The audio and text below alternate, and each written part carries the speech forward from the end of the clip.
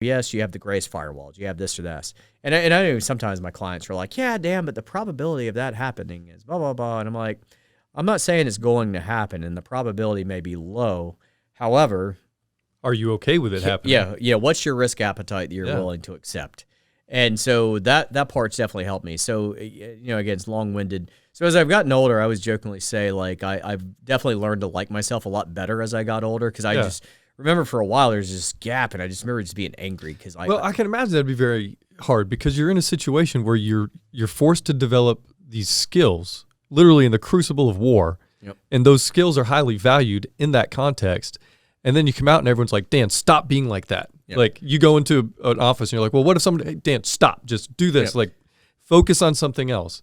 But when your brain has been forced into a scenario or a context for so long, you can't just turn it off. Okay. And I imagine it would be very angering to just be told that that doesn't have any value. What's been trained into you is no longer valuable. Stop being that way. Okay. But you don't have that. You get to actually leverage that skill set somewhat in a just in a great way. So adding a lot of value. I can definitely remember from like 2007, early 2011, just being angry. Mm-hmm. And sometimes I didn't really know, like, why am I angry? Yeah. And again, and part of it is, it was like the abrupt transition that didn't happen. And, luckily when I rejoined the Guard in 2009, late 2009, that once again became like, it's funny because again, I never in my wildest dream would have ever been like, I'm going to be like one of the most corporate of corporate people. I mean, I still don't know if I'm the most corporate, but I work in one of the most corporate organizations in the world. And so it's funny. But like I said, I remember going, oh, I'm never going to be a corporate guy. I'm never going to do this or that. But once I kind of got past like that phase, and whatever that phase is, I can call it like maybe I had PTSD, maybe I didn't. But I definitely had a lot of anger because I'm like, this is what I wanted to do, and it's just not seeming to happen. And of course, luckily, again, the good thing is I was able to fill in that time with education. Yeah. And also some people go the other way, though. Yeah, some good decisions and some really bad decisions. And which I learned a lesson on those decisions too. But those are things. But I think you did the smart thing, and thankfully you had the educational background to do that. But some people come back and they're angry, and they don't treat that with education. No. They treat it with something else and maybe go the wrong direction. Well, and it's easy to get caught up in that because it's like, you come from a culture that is work hard, play hard already. Yeah.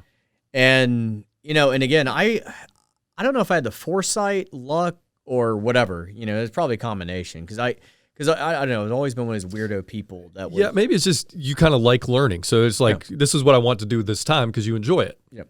And that was a big part of it because I actually it was funny. Now that I remember, I was coming off active duty and all of my friends from college, like yourself and Kirk and everybody else, you guys were getting ready to take the LSAT. And I remember thinking like, I don't really know if I want to be a lawyer, but I remember thinking, I was like, but I definitely wanted to probably do some more school. Yeah. But again, I was still kind of in that like, I don't know, I'll go do something. And, but again, it took me a couple of years to kind of like figure out what that was, cause I mean, luckily I think from an undergrad perspective, at least after the core crap that you have to take, because I think that I still to this day, I think most bachelor's programs, no offense with bachelor programs, I think they're a load of garbage. Right. Because for 60 hours, you just do these garbage classes that have nothing to do with anything you want to do. And then you get maybe like 40 hours of what you want to do. And so that 40 hours of classes I got to do in my BA program that I liked were all kind of focused on international affairs and to some degree even like minorly kind of touched on, geopolitical security and, stuff like that. So when I was coming through and coming off active duty and everything else, and I was in that weird transition, I remember going, well, maybe I'll go get a master's in international relations or international security or whatever, because I like that nerd aspect. So, but to your point though, I mean, a lot of people come off and they're going down another path. Because like I said, I mean, I had a situation that happened when I first was going through that transition, and it always starts off bad when you go. So I was at a bar, right, and somebody they weren't really necessarily even talking to me. And so when I came off, I kept my fitness regimen up. And I was like killing the weights. And so I was in pretty diesel shape because I'm still eating like I was on active duty, but I was like just killing the gym. So I'm a short guy, but I think my biggest, I was 5'7" at like 200 pounds. But I only had about 6% body fat. So I was pretty diesel at that point. And I was at a bar, and somebody made some stupid statement about like, stupid veterans or military, and I'd had a drink or so, and I'm just like, have another drink, and I'm thinking like probably shouldn't have had the drink before that drink. And somebody said something, and I just get pissed off, and let's say I said something, and then they decide them and their boys are going to come at me, so I'm like, sounds like good odds, whatever. Anyways, there was a minor altercation, and the good thing, looking at it, I'd never had anything ever on my record, period. I think even up until that point, I'd only had like a speeding ticket. And so they arrest me, and I go in and, talk to the judge, and, I'm back to my normal self at that point. And he goes, you've never been in trouble, have you? And I remember this is one of his weird moments, probably helped really reshape me one way or the other. And he goes, are you a veteran? And I'm like, yes, sir. And he goes, all right, well, here's the thing. You can go do this, what is it? I don't know, pretrial intervention or something. And he goes, and it's never going to touch you. And I was like, okay.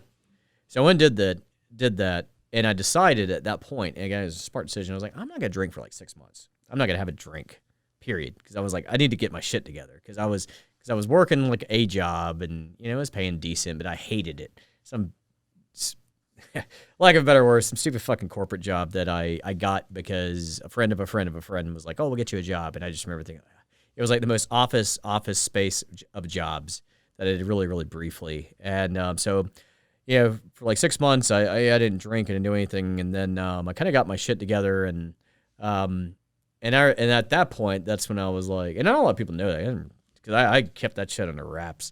I was like, I don't want people to think I'm a piece of shit, But, at the time, not knowing what I know now, I was like, I probably had some PTSD that I just didn't really know.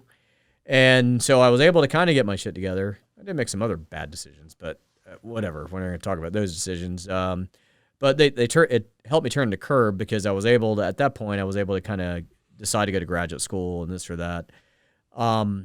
I still feel like I said, I mean, it still does happen. The VA has done a better job now, kind of helping people transition. But even then, I just remember thinking like, oh, I don't have any kind of PTSD or anything because that's what the pansies get. I just remember thinking, I just have all this anger. I mean, so anger is not anything related to PTSD, right? But now that I'm older, I can look and go, yeah. Probably what that was. Probably what that